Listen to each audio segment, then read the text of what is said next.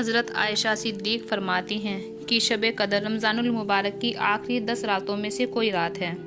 غالباً کسی ایک رات کا تعین اللہ کی طرف سے نہیں کیا گیا ہے۔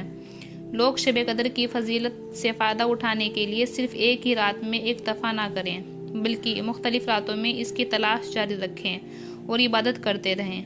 ایک روایت میں یہ بھی معلوم ہوتا ہے کہ شب قدر ہر سال ان تاک راتوں میں پھرتی رہتی ہے، یعنی کبھی 27 کو، کبھی 21 کو، کبھی 23 کو، تو کبھی 25 کو اور کبھی 29 میں۔ صرف امام شافعی فرماتے ہیں یہ رات گھومنے والی نہیں بلکہ یہ رات معین ہے۔ شب قدر کے فضائل اور ایمان۔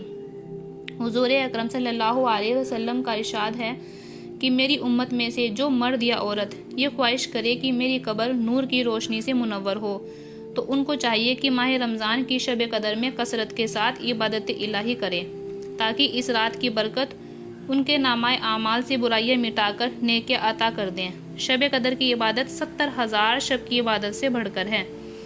21ویں شب کو 4 رکعت نماز اور 2 رکعت سلام سے پڑھیں۔ ہر رکعت میں سورہ فاتحہ کے بعد سورہ قدر ایک بار تلاوت کر کے 1 مرتبہ سورہ اخلاص پڑھیں، پھر سلام کے بعد 70 مرتبہ درود پاک پڑھیں۔ نہایت خشوع و خضوع کے ساتھ یہ نماز پڑھنے سے اللہ تعالیٰ نمازی کے تمام گناہ معاف کر دیتا ہے اور اگلے سال تک اپنی خاص رحمتیں اس پر فرماتا ہے۔ 23ویں شب کو 4 رکعت نماز 2 سلام سے پڑھیں اور ہر رکعت میں سورہ فاتحہ کے بعد 1 بار سورہ قدر اور 3 بار سورہ اخلاص کی عبادت کریں۔ نماز کے بعد درود اسلام اور استغفار کثرت سے پڑھیں۔ رمضان المبارک کی 25ویں رات کو 4 رکعت نماز 2 سلام سے پڑھیں۔ سورہ فاتحہ کے بعد سورہ قدر 1 بار اور سورہ اخلاص 5 مرتبہ پڑھیں۔ ہر رکعت میں پڑھی جائے سلام کے بعد کلمہ طیبہ 100 مرتبہ پڑھا جائے اور 70 دفعہ استغفار پڑھیں۔ یہ نماز اعمال قبر کے عذاب سے نجات کا افضل ترین درجہ رکھتی ہیں۔ 27ویں شب کو 12 رکعت نماز 3 سلام کے ساتھ پڑھی جانی چاہیے۔ ہر رکعت میں سورہ فاتحہ کے بعد 1 مرتبہ سورہ قدر اور 15 مرتبہ سورہ اخلاص کی تلاوت کی جانی چاہیے اور سلام پھیر کر 70 مرتبہ استغفار پڑھنی ہوتی ہیں۔ اللہ تعالیٰ اس نماز کے پڑھنے سے ثواب عظیم عطا فرماتا ہے۔ اور 29ویں شب کو 4 رکعت نماز 2 سلام کے ساتھ پڑھی جائے۔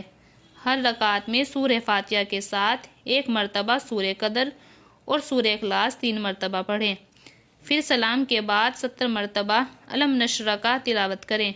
اس نماز کو بہت فضیلت ہے، اس لیے اس نماز میں خشوع و خضوع ہونا چاہیے اور اللہ کے حضور گڑ گڑا کر ایمان سلامتی کی دعا کرنی چاہیے اور اپنے گناہوں کی مغفرت کرنی چاہیے۔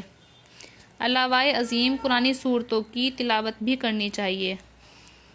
25ویں شب کو سورہ فتح، 27 شب کو سورہ حامیم اور سورہ ملک، 29 شب کو 7 مرتبہ سورہ واقعہ تلاوت کرنی چاہیے جو رزق کے لیے افضل ہے۔ القدر کی کچھ نشانیاں۔ کچھ سوالین کی روشنی میں معلوم ہوتا ہے اس رات میں ایک خاص قسم کی سکونیت محسوس ہوتی ہے، دلوں پر رقت داری ہوتی ہے۔ اس رات کی صبح کو جب سورج نکلتا ہے تو 14ویں کی چاند کے بغیر کرنوں کی طرح نکلتا ہے۔